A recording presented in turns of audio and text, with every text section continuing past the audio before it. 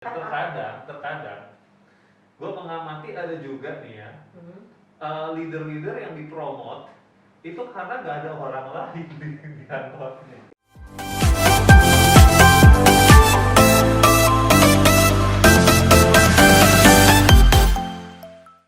Oke, sekarang kita bahas tipe bos yang keempat, yaitu bos clueless. Alias bos yang dia juga sendiri bingung kelihatannya. Ini timnya mau dibawa kemana, kerjainnya gimana, ya. Bahasa halusnya tuh clueless ya. Clueless. Mungkin lebih ke lost kali ya. Iya. Jadi mungkin kayak orang buta gitu Iya, gitu ya. Ya. Tapi itu nyata loh, saya banyak. Nyata. Karena kan bos juga manusia. Iya. Ya kan, bos juga manusia. Dan terkadang gue mengamati ada juga nih ya leader-leader yang dipromot itu karena gak ada orang lain di kantornya. Jadi dia dipromot karena daripada nggak ada ya? Iya, dan juga karena biasanya karena udah lama kerja di situ gitu ya. Jadi teman-teman nggak bisa nyalahin juga gitu serta-merta ya kalau punya bos yang tiba-tiba begitu. Jangan-jangan dia juga sebetulnya merasa gue belum siap jadi bos nih, tapi udah dipaksa. Jangan gitu. pernah milih yang bukan pilihan padahal.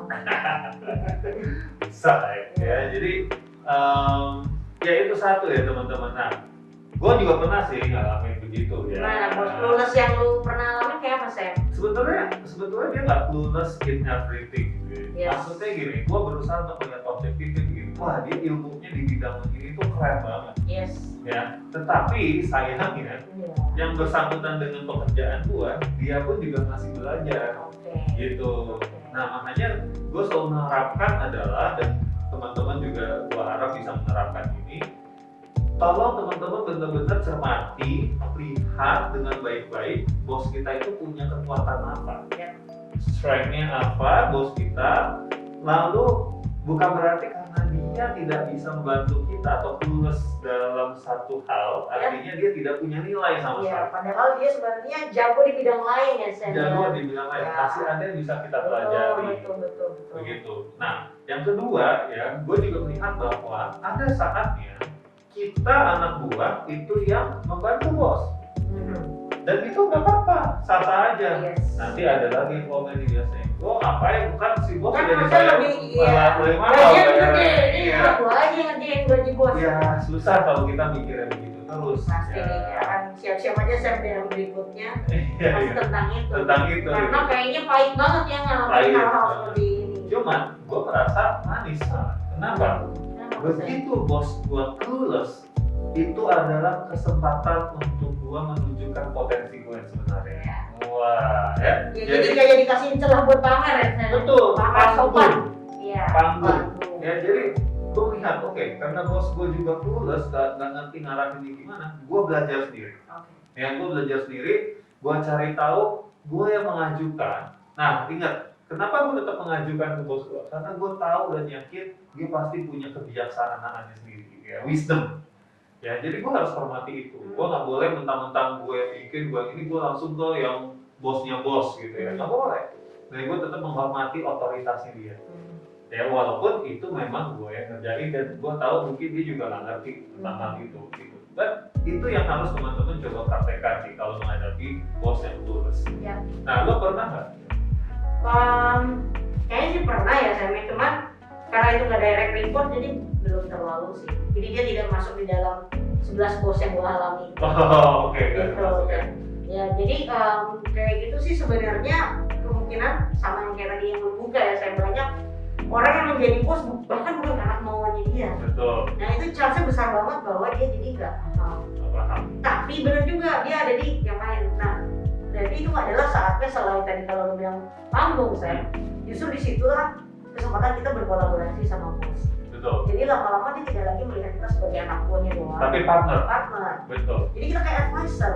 Dia tambah pinter, kita tambah pinter. Memang secara tulisan dia ada di atas kita, ya kan? Tapi gua harap sih biasanya lagi di masa yang seperti ini, yang penting kan value added kita kan, Sam. Betul. Nah, itu sih, jadi jangan melulu kita lihat dia nggak ngerti apa-apa. Betul. Jadi stop untuk apa ya? Untuk mencela gitu ya, komplain, jelek-jelekin. Ya. Kalau memang bos kita masih kurang pemahaman tentang pekerjaannya atau bingung membawa kemana, ya inilah jadikan opportunity untuk kita yang belajar jadi bos yang tidak tulus. Betul. Dan untuk para bos yang denger juga Sam, gitu ya Sam, Betul. jangan malu-malu loh belajar sama anak buahnya. Wah, setuju banget. Iya. Setuju banget. Kan udah gak zaman teman-teman buat kalau gua bosnya berarti gua harus belajar dari teman-teman. Betul. Padahal pertukaran ilmu dari mana aja. Betul. Bahkan ya gue beruntung banget dapat bos-bos yang baik-baik dari masa waktu gue jadi karyawan. Bahkan mantan bos gue ada loh yang mengakui, Sam, ini gak ada orang satupun di perusahaan ini yang mengerti dengan sangat detail pekerjaan yang kita tugaskan ke kamu. Justru kamu yang harus belajar dan tell us what to do. Wah, gue senang banget kalau gue digituin. Mungkin buat teman-teman ada yang responnya, ngapain lo? Kan gue masih anak buah, kenapa malah gue yang disuruh ini? Harusnya gue di-hire untuk tahu mengerjakan aja gitu. Iya, untuk tahu kerjanya dapat arahan. Nah, ini mental yang berbeda menurut saya teman-teman. Tapi ya terserah teman-teman. Kalau mau cepat berkembang, saya yakin mental dan mindset bahwa menjadikan kekurangan menjadi opportunity. Betul. Itu adalah mindset yang dibutuhkan. Kesempatan dan nggak datang dari semua orang beda-beda. Jadi kalau ketika kita bisa melakukan itu harus langsung segera disambut Sam. Betul sekali. Wah, kayak seru banget Jill. Kita udah ngomongin 4 tipe bos. Tentu masih banyak ya, tetapi ini yang jamak ya. Terjadi. Iya, dan kebanyakan orang nanyain gitu Sam. Betul. Ya. Jadi kita udah bahas apa aja. Satu tadi bos yang berubah-ubah. Iya. Ya Spider-Man kali ya. Iya, PJ Mas kalau zaman sekarang kecil ya. Lalu kedua, bos yang suka marah-marah. Iya, yang suka bentak-bentak. Nah, ngomong kasar ya.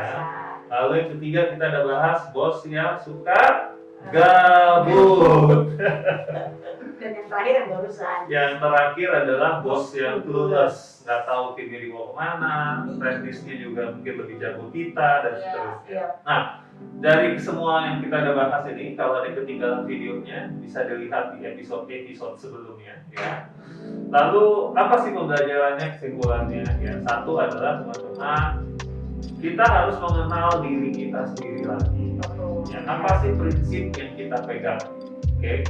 Kalau tadi Bocil prinsipnya kalau menghadapi bos yang dipegang apa ya? Nggak boleh dilanggar. Paling nomor satu banget Sam. Kalau gua bos itu prinsip yang melanggar nurani gua nggak boleh banget.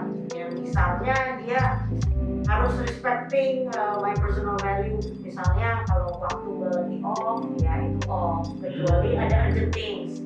Nah ini gue komunikasikan Sam. Gue bilang kalau Sabtu Minggu gue usahakan itu adalah waktu gue. Tapi kalau bos itu pun mau ngerti dan ketika dia harus kontak, berarti itu top kerja. Dan gue sebagai karyawan wajib untuk assist. Tapi kalau bisa ditunda, bos gue pun udah tahu gitu. Oke, jadi lo punya value, jangan sampai lo kerja sama bos yang tidak bisa menghormati personal space lo, personal time lo, gitu ya. Oke. Boleh nambah lagi nggak? Boleh. Yang kedua itu prinsip gue kalau gue udah melakukan yang benar, tapi gue disalahkan dan itu udah, nggak mungkin benar seperti itu, tapi gue nggak disalahkan, itu juga batasan. Nggak bisa. Itu berarti tadi yang kita bilang saatnya gue kuda-kuda untuk melihat rumput. Oke, melihat rumput tetangga ya. Oke, ada lagi nggak prinsip gue yang biasa?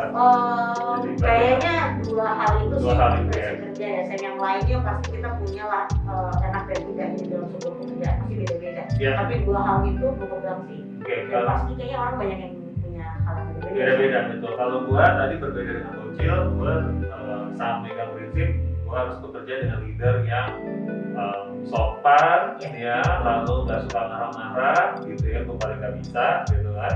Emotional standard. Iya, gue maunya punya emotional intelligence yang udah cukup matang, gitu ya. Lalu berikutnya juga gue selalu melihat value-nya adalah apakah dengan bekerja bersama bos ini itu bisa memaksimalkan potensi gue atau tidak, itu kalau gue. Sekalipun dia clueless, yang tadi kita bahas ya. Kalau dia tulus tapi juga dia memberikan gua kesempatan untuk berkarya, berarti itu kan ngembangin potensi gua. Ya nggak apa-apa. Tapi kalau dia udah tulus, terusnya dia nahan gua untuk berkarya, ya udah mendingan gua cabut. Iya, cabut lalu balik lagi mau usaha kedua ya, cari rumput. Betul. Nah itu satu ya teman-teman. Prinsip apa yang ada di diri kita yang kita nggak bisa tolerir lagi. Nah itu kita harus menyadari, itu pertama. Yang kedua, teman-teman juga harus melihat bahwa ketika kita berinteraksi dengan orang lain, terutama bos kita yang sangat intens, tanpa sengaja, tanpa kita sadari, bos itu akan mempengaruhi cara kita berpikir, Yes. cara kita bersikap, cara kita bekerja. Kita saling menginfluence sebenarnya. Saling menginfluence, tapi karena biasanya posisinya bos, Ya, kita kita yang ketularan. lebih sering terinfluence, kita Ya. ketularan. Kita terpapar tuh sama kebiasaan dia. Kebiasaan dia. Ya. Nah, ketika kita sudah terpapar oleh kebiasaan dia, syukur-syukur ingat yang harusnya kita serap adalah baik-baiknya. Ya, nah jangan sampai kita demi uang, kita nggak berani ibadah juga. Lalu ternyata bos ini sudah menginfluence kita, menularkan kita hal-hal yang tidak baik. Ya, dan kita sudah berubah pelan-pelan menjadi bos yang tidak kita inginkan. Iya. Ya. Ini udah kita sebel-sebelin, kita katakan kita ketularan, Sen. Kita kayak gitu. Iya. Ya ngapain ya kan teman-teman, jadi ya hati-hati juga. Hati-hati juga, mendingan kata bocor tadi ambil ancang-ancang, mudah-mudahan Iya, kalau udah mudah-mudahan. ketularan ya. Ya. Gitu. Jangan tahun depan kita dikomplain hal yang sama sama orang lain. Iya, kan malu juga ya. Terus yang ketiga teman-teman, kesimpulannya adalah bos juga manusia. Tuh, Ya. Nah. Terkadang kita juga harus Mengerti mereka. gantian kita yang bantu mereka. Jangan-jangan mereka juga sebenarnya punya kesulitan ya, Sam. Betul. Dan ketika kita bantu mereka, jangan hitung-hitungan. Dalam arti kan gaji kamu lebih besar, saya lebih kecil, kamu bosnya, saya 60, bukan. Karena ketika kita bantu orang, itu pasti juga membantu diri kita sendiri, minimal dalam hal development kita. Ya, itu 3. Terus yang keempat, teman-teman harus diingat bahwa baik kita punya bos yang baik maupun bos yang tidak ideal, Ya. ingatlah ini pembelajaran supaya kita bisa menjadi sosok leader di kemudian hari Ya, betul. yang kita inginkan. Setuju banget. Jadi kita belajar dari baik dan buruknya bos kita ya, Sam ya. Betul. Jangan sampai kita cuma lihat aja jeleknya dia, Ya. kita lupa dia buruknya bagus. Betul. Dan poin yang terakhir yang kelima adalah berani menjalani konsekuensi. Yes. Kalau tanggung jawab, ya stop complaining, curhat boleh, tapi jangan komplain melulu, gitu ya. Karena semuanya ada konsekuensi ya, Ada Sam. konsekuensi. Kalau lo mau tetap bekerja dengan bos yang sekarang yang nggak ideal, ya karena lo nggak punya pilihan, ya udah jalani konsekuensinya. Artinya apa? Lo harus belajar untuk menanganinya supaya waktu menjalankan bukan hanya tunggu waktu Yes. sampai bosnya resign, tetapi kitanya level up, kitanya Iya. naik level karena kita berhasil menghadapi. Karena kita training field ya, kita dilatih Betul. sebenarnya kita sendiri berkembang gitu. Betul. Ya. Ya. Jadi ini yang harus di mindset kita. Oke, Kak, saya galau, saya nggak suka sama bos saya. Kamu punya option lain nggak? Ini menyentuh nilai-nilai pribadi kamu nggak? Enggak. Nggak punya option lain juga? Nggak punya. Deal with it. Belajar cara menghadapinya. Lihat video kita yang sebelumnya, semoga bisa membantu Yes. cara menghadapi berbagai macam tipe bos. Yes. Dan para bos jangan lupa juga bahwa video ini buat anda sekalian juga. Ya. Nanti mungkin kita perlu bikin khusus ya untuk para leader ya. Iya. Dari Edisi ini terus. betul curhatan dari anggota tim. Oke. Siap. Jadi kawan-kawan sama gue lagi Sam ya. Boleh dong, kan lu udah di sandwich position. Oke, Cil, thank you banget udah ngobrol-ngobrol. Thank you Kita juga, udah Sam, ya. menyelesaikan satu series ya, ngomongin bos. Yes. Ya, berdasarkan pertanyaan dari teman-teman yang sudah DM ke Instagramnya Samuel Amarta. Lo bisa di reach out di Instagram mana, Cil? Oh bisa di @boc _asti Setiadi SETIAD. Wah, oke teman-teman, nanti ada quote yang kita tulis di bawah Yes. sini ya. Oke teman-teman, kalau gitu kalau ada pertanyaan lanjutannya boleh di komen YouTube, boleh juga di DM Instagram atau di komen Instagram gua. Biasanya ini akan gua kasih cuplikannya 1 menit di Instagram. Dan jangan lupa versi audionya ada di Spotify ya teman-teman. Jadi teman-teman bisa menikmatinya sambil berjalan-jalan, sambil lari, sambil sepeda, sambil nyetir ya selama safety first. Oke, sampai jumpa di episode berikutnya, di series berikutnya. Kita akan ngomongin soal seorang leader Oke, leader sekarang. yang mana nih Sam?